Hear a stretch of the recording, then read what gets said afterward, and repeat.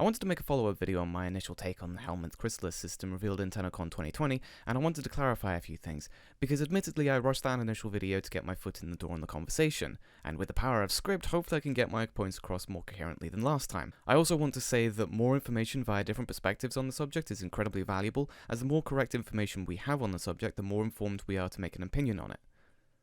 As I said in the previous video, the system could be fine and I could be making a mountain out of a molehill, so please keep your comments informed, and with that in mind, let us proceed. First things first, just to keep everyone in the loop, what exactly is the Helminth Chrysalis? Helminth Chrysalis will be a system in the game that will allow you to replace one ability from any warframe with an ability from a separate warframe. The way this works is by sacrificing the warframe with the power you want. Say for example, I want Volt Shock on Banshee. First, I have to sacrifice Volt, which then permanently unlocks the option to transfer that ability to any other warframe. It's currently unknown if certain warframes will have multiple abilities that they can donate to the Chrysalis, but we do know that the warframe's fourth abilities, and what DE calls their signature abilities, will not be available. So no Hysteria for Zephyr and no Desecrate for Valban. When you transfer an ability to a warframe, you can choose which mod configs it goes on, which ability it replaces, and you do have the option to undo it at any time. Which I will not deny that these are all good. You will never be able to permanently break a warframe's kit, as you will always be able to revert it. But here's the thing, just because it is an option does not by default make it a good option. You never had to buy loot boxes in Star Wars Battlefront 2 EA, but the game did a damn good job at making you feel like you had to buy them, and that's a serious concern for me. If Chrysalis allows you to objectively increase the potential power of a warframe by sticking a particular power on it, then it's going to feel mandatory because it will be better than not having the ability and thus become the meta and thus become expected of you that you have that ability on that warframe.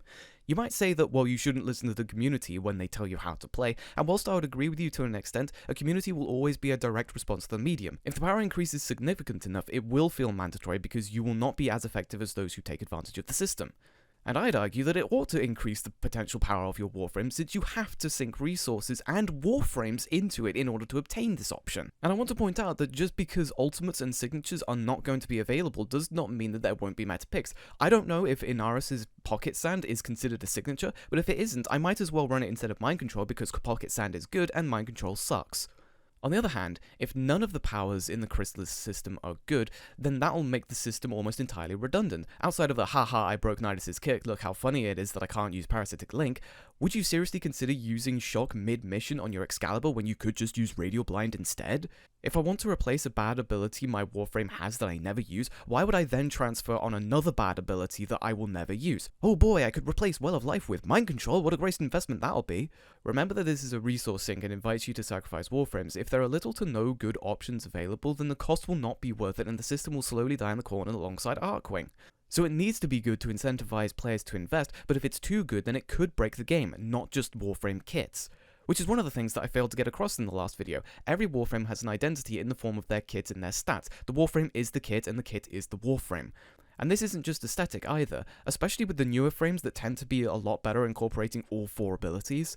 The warframe is balanced around the kit and the kit is balanced around the frame. There's a reason why Mirage's Eclipse in its current state does not allow you to switch between light and dark, and why Mirage has the stats that she does. There's a reason why they nerfed Peacemaker so you have to aim, sort of, and why Shooting Gallery doesn't apply to all of your teammates at the same time. I know Warframe is notorious for balance issues, which it tends to get away with because the Grineer don't exactly complain when you kill them too hard, but if you have a Warframe like Mesa who is already really good at almost everything and then gave a hard CC like Chaos just as an example of the extreme, then there would not be anything in the game that could challenge her. Currently, you have to have two players to pull that off, which as far as I'm aware, DE are fine with because it requires team coordination. Inaros cannot get 90% damage reduction from Splinterstorm without Gara giving it to him and sustaining it. You cannot, nor should be able, to pull this off solo. Which is of course where DE kinda messed up already because you can get some very reliable CC from operators that you can take with any frame. But what about isms aside, I hope you can understand the balancing concern I have about Chrysalis.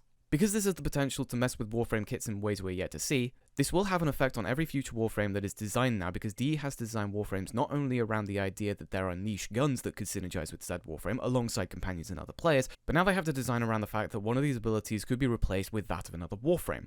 So they have to keep in mind every ability that is available through Chrysalis and which ones could make the warframe overpowered if it was added to their kit, but also that at least one of the new warframe's abilities could go on a previously released warframe and could make them overpowered instead.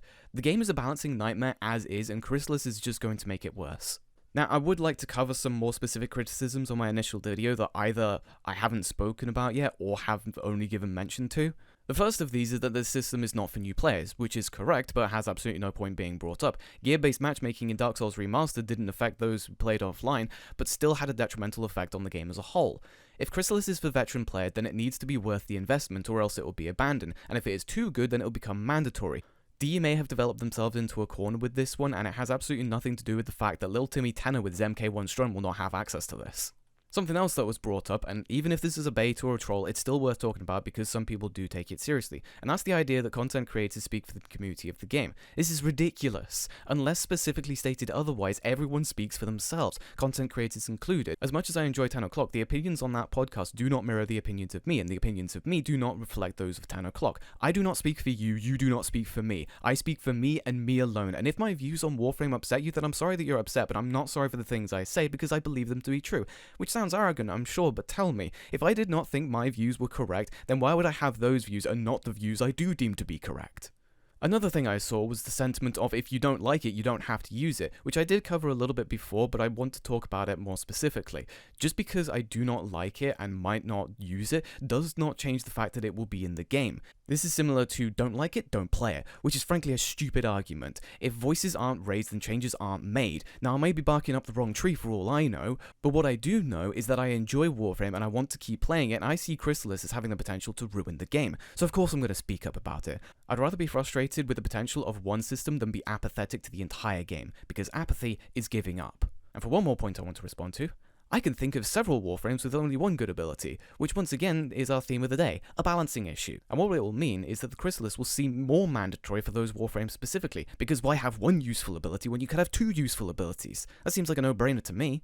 So, to recap, this system is going to be a balancing nightmare, because DE has to consider what abilities have the potential to be overpowered when combined with certain Warframes without the need for teammates, and any future Warframes are going to have to be designed with the system in mind in order to avoid OP single-player combos entering the game in the form of unseen indirect buffs to old frames via Chrysalis. It has to be worth the investment, or else what's the point of investing? But if it's too good, then it becomes more power creep and will start to feel mandatory for those who want to do late game content via recruiting, and just because you can play your way does not mean that recruiting is going to accommodate, which you could argue that the community is at fault here, but once again, a community is a direct response to the medium. Until next time.